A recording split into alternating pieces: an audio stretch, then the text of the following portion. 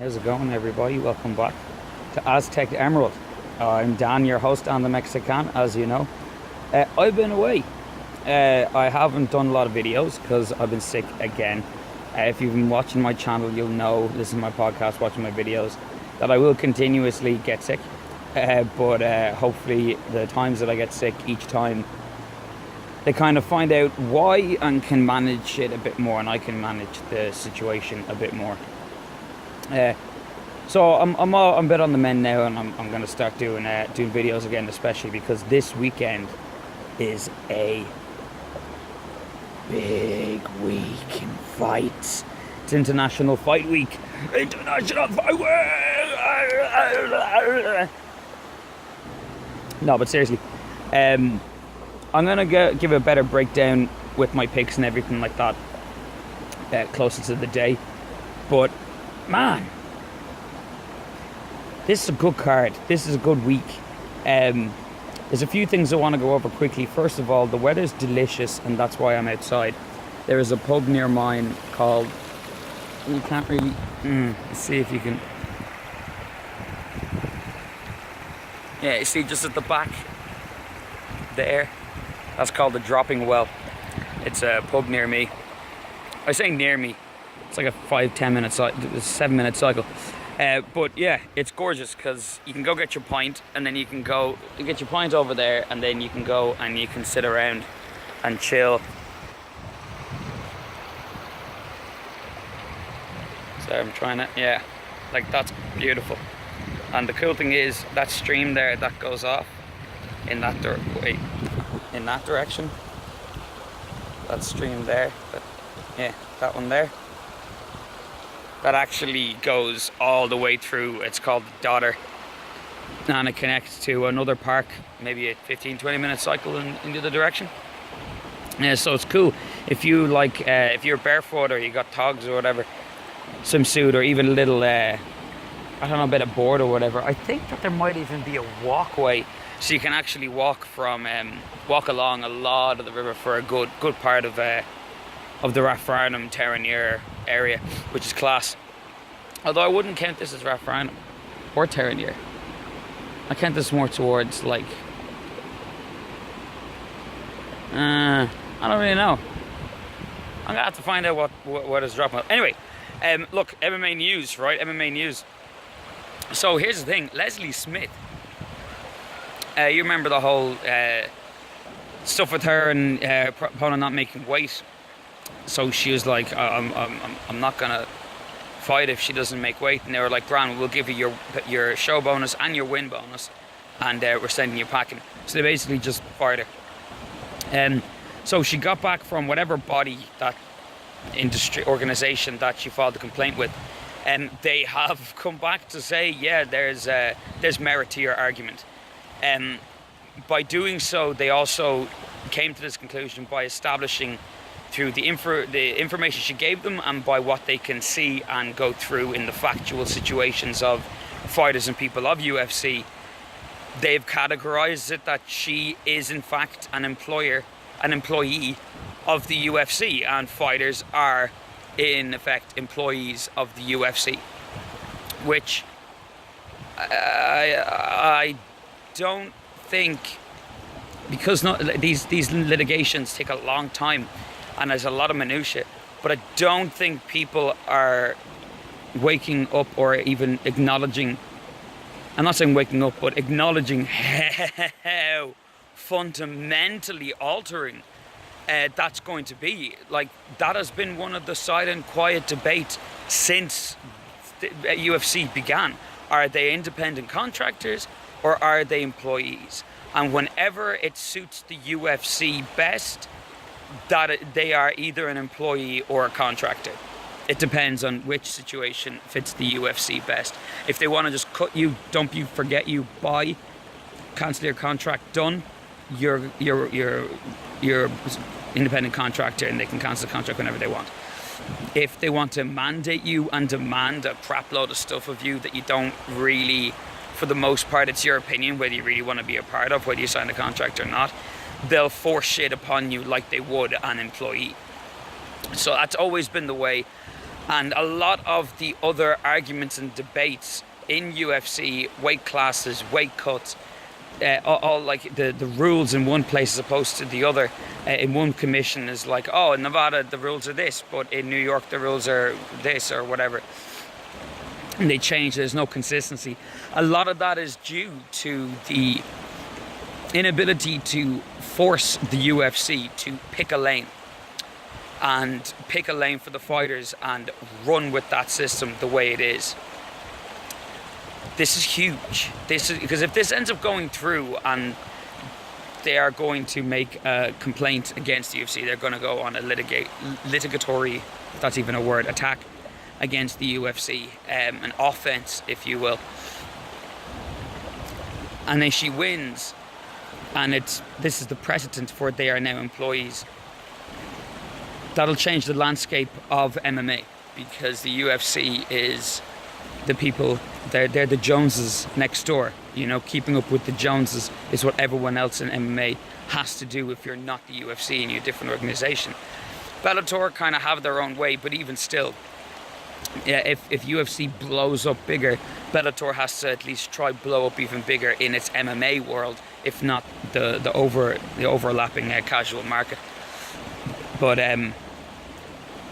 man, the changes this could make are insane. They're absolutely ridiculous. You can see a whole new landscape of professional fighting in the future. The MMA, AAA, or whatever it is, and Spearhead, and all these other things all these other organizations were to establish this, and this has kind of happened by default. And fair play to Leslie Smith for holding her ground and being like, nope, I'm getting shit done. So that's class. I don't know what's going to come from that. I'm not sure if even in the future anything will really develop, if she'll win the litigation or what UFC will have to pull out of the bag. But something like this has never happened before, where a recognized obligatory body of representatives have concluded that the fighter is seen as an employee of the UFC. So, yeah. All right, give me 1 second. I'll let you look at the beautiful view, because I need my hand for a second.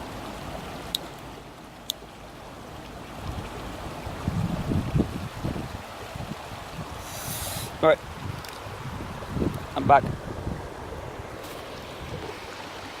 Well, 2 seconds. All right, now what you're about to see is a pint.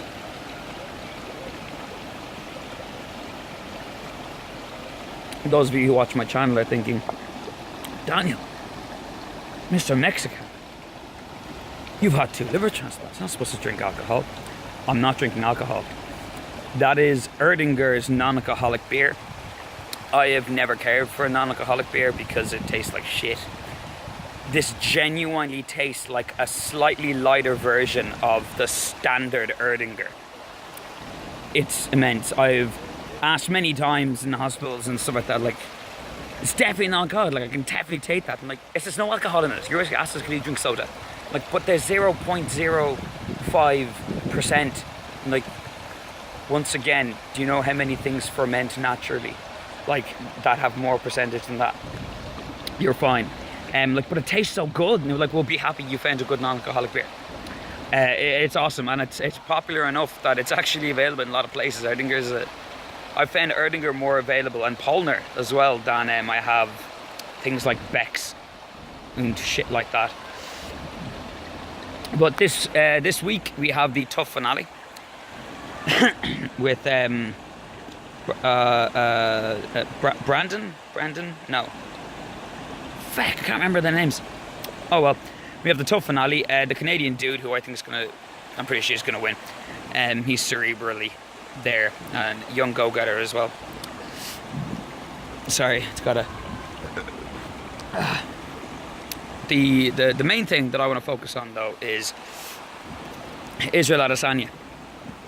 When it got announced, myself included, a lot of people were like, ooh, I don't know about that. One of those faces. Is that too much, too early for Israel Adesanya? Because Bad Tavares, bad. bad Brad Tavares.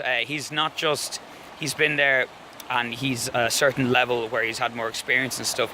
The kind of fights and the amount of experience and styles of fights that he's had, he's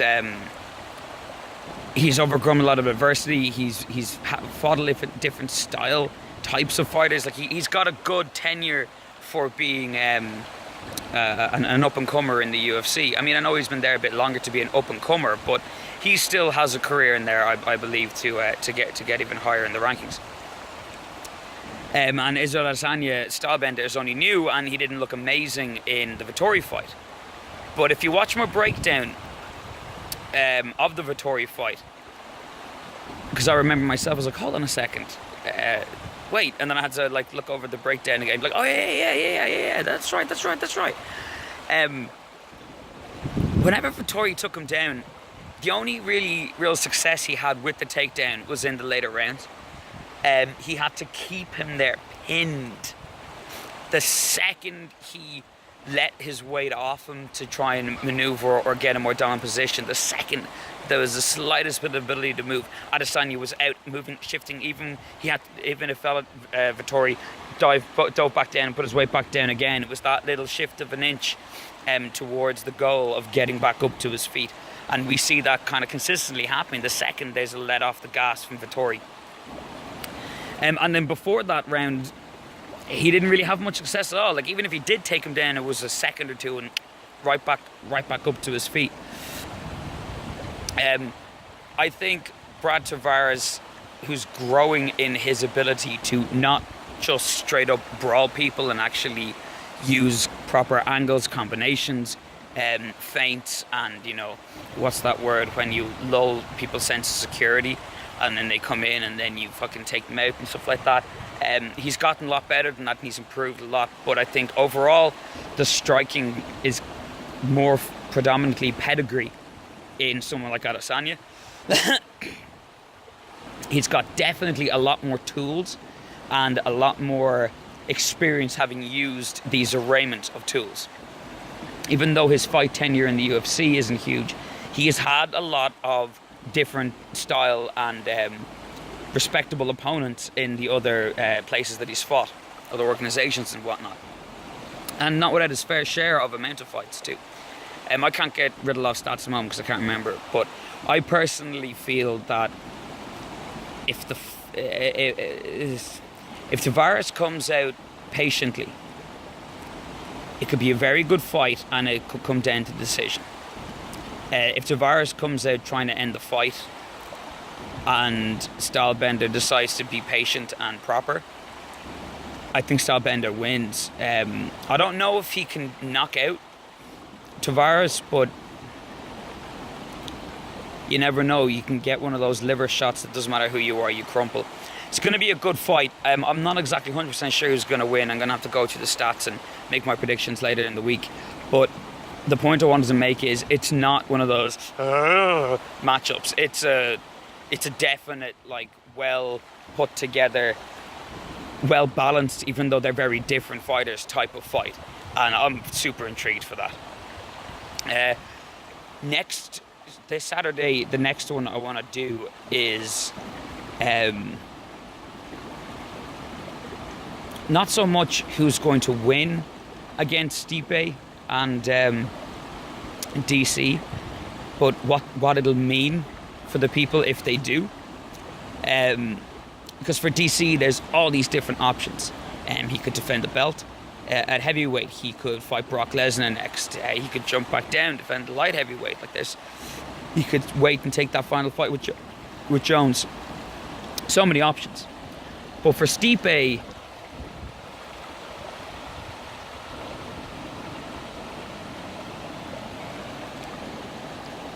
there's Brock, and I think that's it.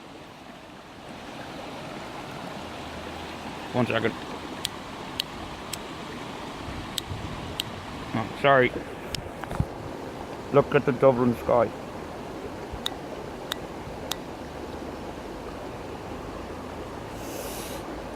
Okay. I mean, you could stay Stipe could fight Jones.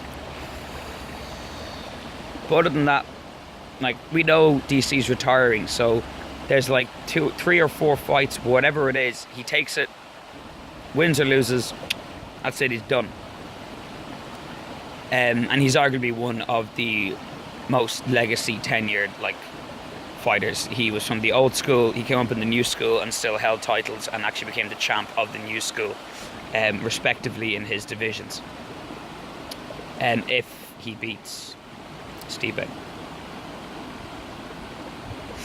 Even if he loses Stipe, doesn't matter. It's not going to take anything away from what he's done. He's no longer the paper champ. Joe's fucked up. But for Stipe, you're like, okay, he fights Brock, and then what? Ngannou rematch? No. I don't think Blades, I don't think Black Beast, I don't think any of the lads coming up right now have got anything to say for Stipe. Not a peep. You ain't hearing a peep out of them.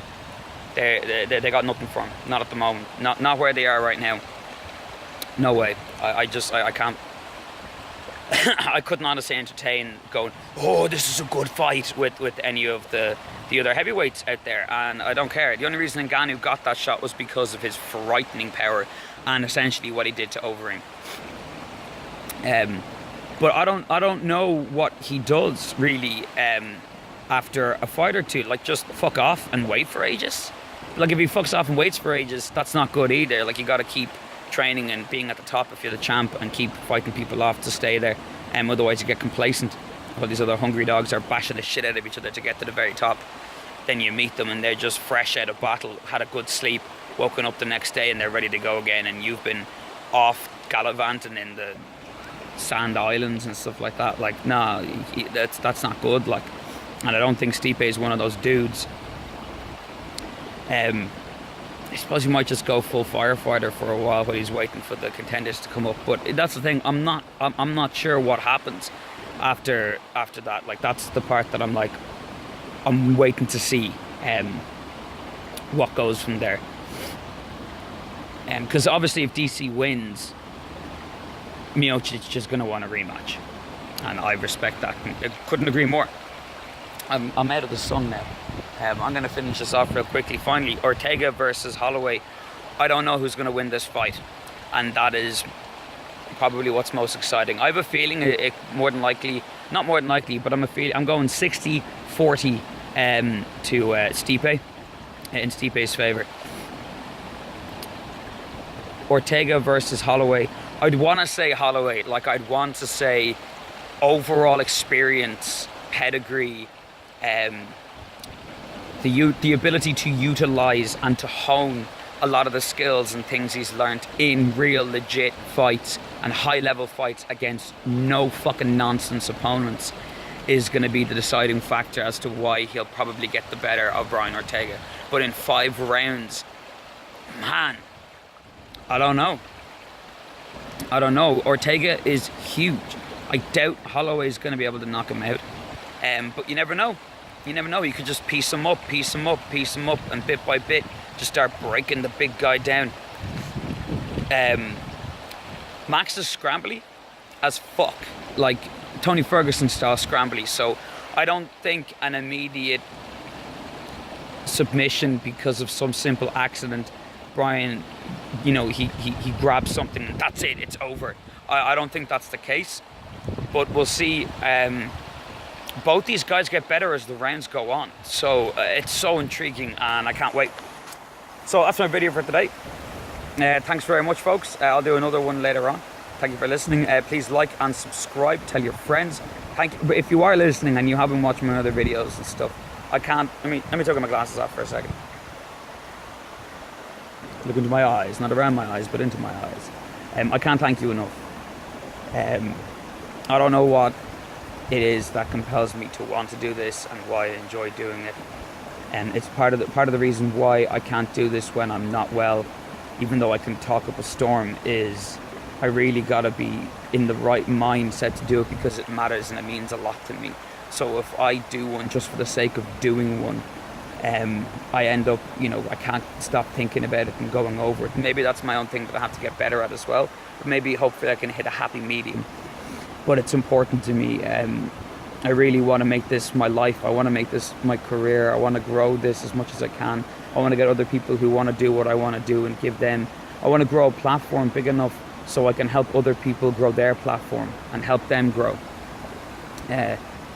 I love doing this. I love you folks for watching. I love you folks for subscribing and for paying attention to any of my content. I can promise that it's only ever going to get bigger and greater and better. Thank you. So until my next video, I am Don the Mexican from Aztec Emerald. Like and subscribe. Follow me on Twitter at Don the Mexican, Instagram Don the Mexican, Facebook Aztec Emerald. Please subscribe, hit the bell, little bell button, and anytime I make a video on YouTube, once you subscribe, if you hit the bell, you'll get a little notification. And I'm not one of those people that's going to make a video every 10-20 minutes, so you're not going to get inundated with things either. So it's going to be good for all of us. Anyway, thank you. Enjoy the lovely day wherever you are. I'm in a lovely place, chilling. And I'm going to go back into the sun because it's gone over behind a tree and I'm covered in shade and I don't like that. So take it easy, folks. Peace. Woo. Woo. Peace out. Oh, P.S. I got a new phone. It's got shout out to Shane. Shout out to Drew Masterson. So I was a friend. I work with a dude, or I went to college with a dude called Shane O'Brien, and the two of them couldn't look more similar. And they couldn't love the exact same things like more than what they do. It's ridiculous. And they've never met each other. But yeah, thank you. He gave me his Samsung Note 4, and it's awesome, and it's so good, it's so quick, it's so fast, can upload shit so easy, everything, it's beautiful. So yeah, peace out, folks. Take it easy.